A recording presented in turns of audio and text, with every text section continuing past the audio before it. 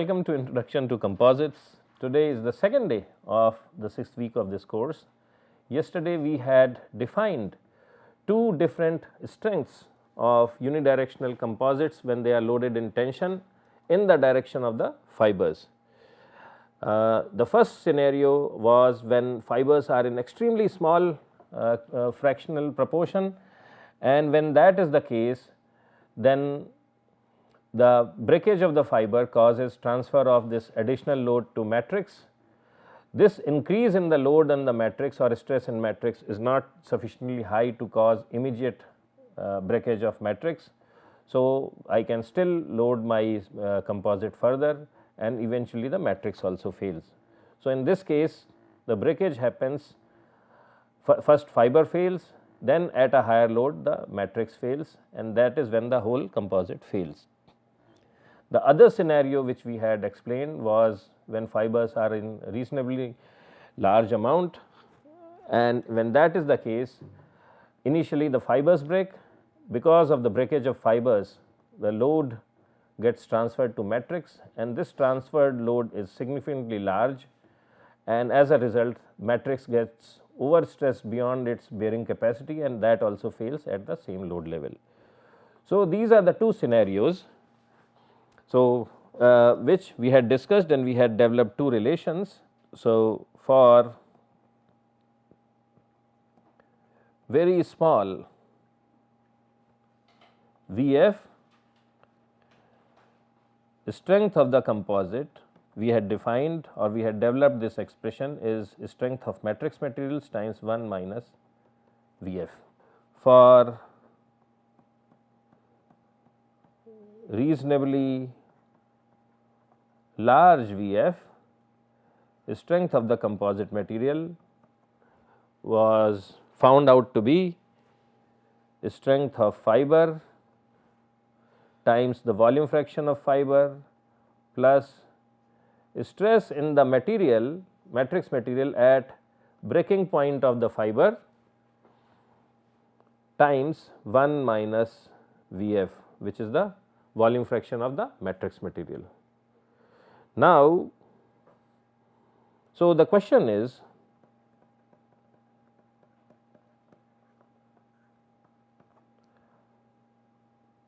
how small Vf should be.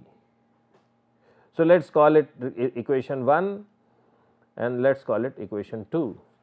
So, the question is how small Vf should be to ensure that sigma Cu is defined by equation 1. That is what we are interested in understanding. So, the way to find out the answer to this question is, so as I at 0% fiber volume fraction, equation 1 holds. As I increase it, equation 1 holds, right.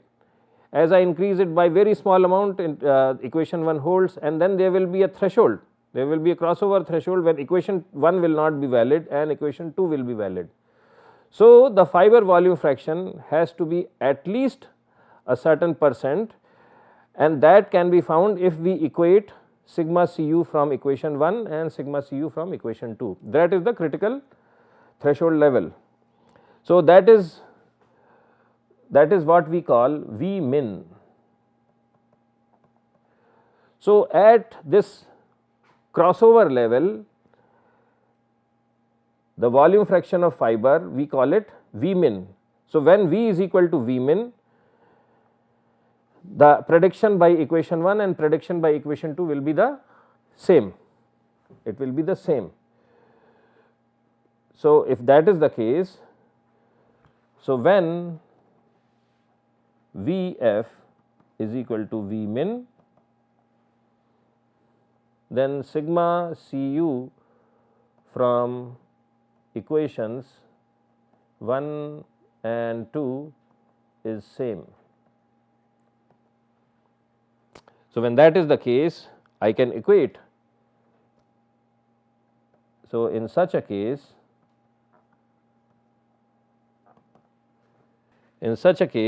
so what is the value of sigma Cu from the first equation? It is sigma mu 1 minus volume fraction of fiber is V. Now, volume fraction in this case is V min.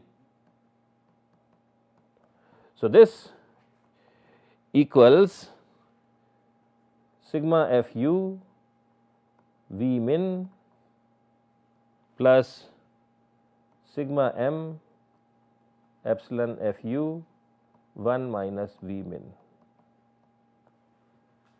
So, if we process this further, we get sigma mu minus sigma m evaluated at breaking strain of the fiber, and that equals V min times sigma Fu plus sigma mu minus sigma m evaluated at breaking strain of fiber.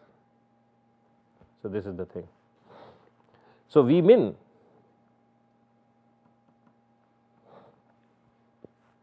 is calculated out to be sigma mu minus sigma m evaluated at breaking strain of fiber divided by sigma Fu plus sigma mu minus sigma m evaluated at breaking strain of fiber. So, that is the expression for V min. Okay. So, if Vf volume fraction of the fiber is less than this value V min, if it is less than this value of V min, then which formula or which relation we use? We use, then that is case A. Then that is case A, and in that case fiber breaks, load gets transferred to matrix. Matrix at that point is not breaking, so I can load the composite further, and at some future point the matrix base fails. And if Vf is more than V min, then we have case B, and in this case the failure of the fiber, the failure of the matrix, and the failure of the composite, it happens at the same point, at the same strain level, So, this is the thing. Now, it will be worthwhile to spend maybe a minute or two to understand how small this value is, V min. If you look at the denominator, you have the ultimate strength of the fiber, and in the numerator you have ultimate strength of the matrix material, and then of course you are subtracting, here you are adding sigma mu and subtracting sigma m epsilon Fu, but typically sigma mu is about 100 times less than sigma Fu. It is 50 to 100 times or sometimes even more. So, the numerator is very small compared to the denominator. So, this V min is extremely small. When we will later do some calculations, and we will find that the value of this V min is barely a percent or 2 in most of the cases. So, even at extremely small volumes, fractions of fiber, chances are that this formula will work. At really small levels, once the fiber volume fraction becomes very small, less than 1%, 2%, and you have to actually calculate it, only then this case A is valid. So, this is very important to understand. So, this is the discussion on V min. Now, we will also define another expression called V crit, and this is called critical volume fraction of fiber.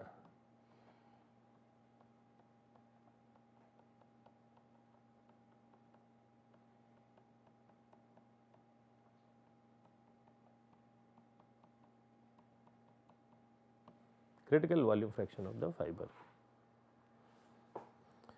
This V crit is not same as V min. We will define what V crit is. We have already understood what is V min. If volume fraction is less than of fiber is less than V min, then we have to use the first expression for case A to find out the failure of the composite. If it is more than V min, then we have to use case B to predict the failure of the composite. So, now let us look at what is, let us look at this figure, this expression. So, this is for case B, and now we are trying to get a physical understanding is what is V crit. Consider a case when volume fraction is very small. It is small, but not so small that case A holds, okay. But it is so it certainly we are not having a volume fraction. So, there could be a situation when volume fraction is more than V min, but it is still very small, let us say 3 or 4%. Typically V min is about 1%, sometimes even 0.1%, okay. So, let us say volume fraction is still very small, but more than V min. So, in that case we have to use this relation to predict the strength of the composite, okay. Now, in that case if volume fraction is very small, the strength of the composite will have two terms, one is this term and the other one is this term, right. If volume fraction is very small, the contribution of this term where the strength of the fiber is involved will be very small. Most of the strength of the composite will come from this term, which is sigma m epsilon f sigma m at breaking strain of the fiber times 1 minus V f, okay. Now, if V f is very small, then the contribution of this term will be very small, because the contribution of this term is going to be very small. So, in that case the chances are that the strength of the composite will be very small, and it may be actually less than that of the matrix itself, because this is not the strength of the matrix, right. So, but what do we want when we make a composite? We want matrix is very weak in general, we have seen earlier through material properties, fibers are very strong. Now, we cannot have 100% fiber in a composite, but from a functional standpoint we want that our composite should be stronger than the, at least it should be stronger than the matrix. If it is weaker than the matrix, then there is no point in having a composite, okay. So, we want a situation where the composite strength, which is sigma Cu, should be more than the strength of the matrix, which is sigma Mu. But if V f is very small, this contribution is going to be very small, contribution because of sigma Fu. So, the chances are that the composite strength will be less than that of the matrix itself. There is the concept of V crit, okay. So, at V crit, so at V f is equal to V crit, which is critical volume fraction, strength of composite equals strength of the matrix, and if V f exceeds this critical volume fraction, then composite strength is more than that of the matrix material. But in both these cases, here V f is anyway more than V min, that is a given.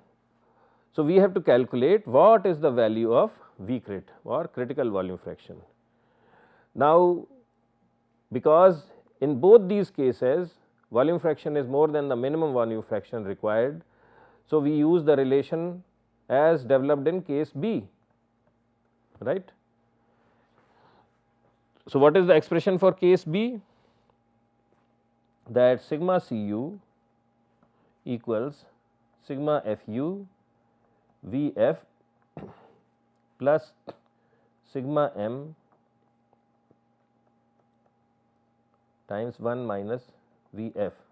This is the expression for case B. Okay. Now, when V f is equal to critical volume fraction, what happens at critical volume fraction?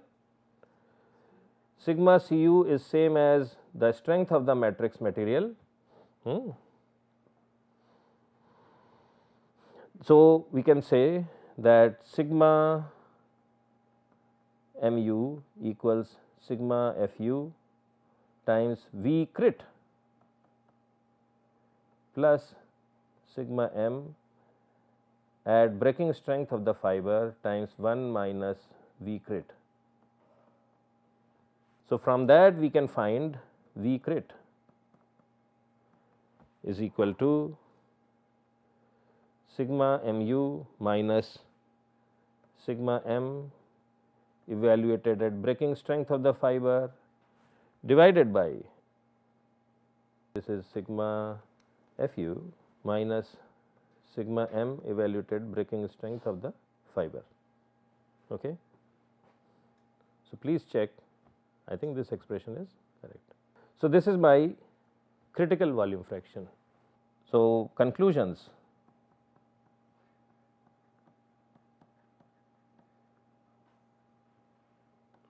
So, the first conclusion is,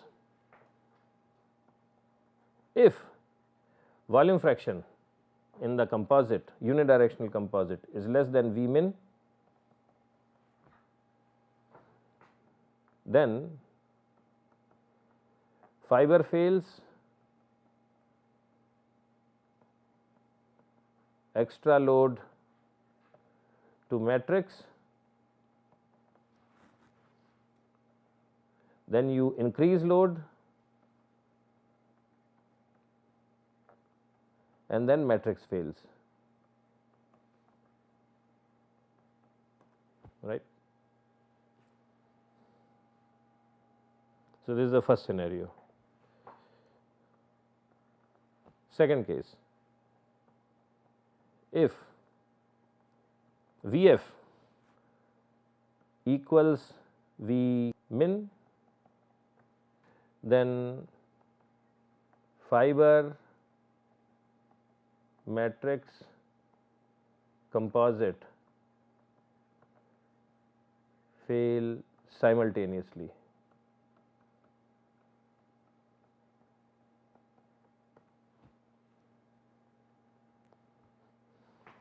Third,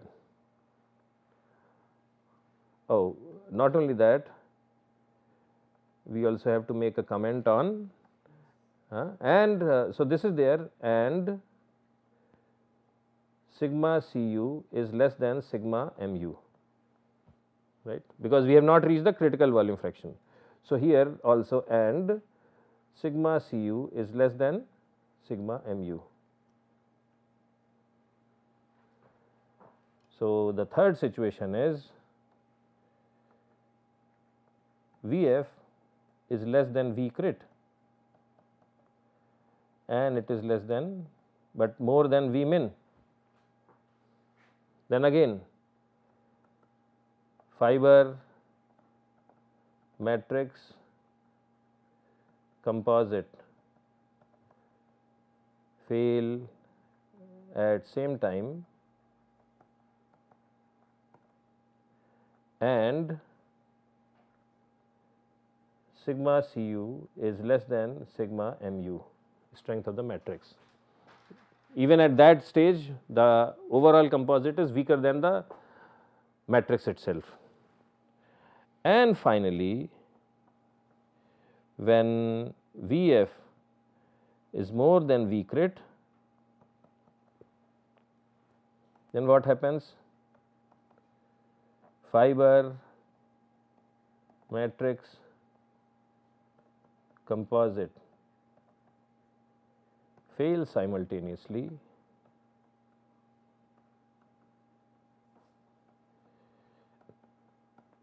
and sigma Cu is more than sigma Mu. So, this is the case.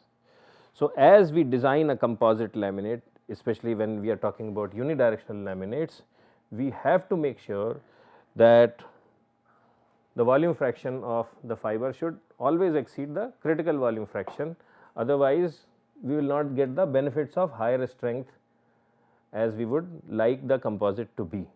Okay. And the other moral of the story is that we should try to maximize the fiber content in the matrix. So, not only its strength will be more than that of matrix, but it will be significantly larger than that of matrix.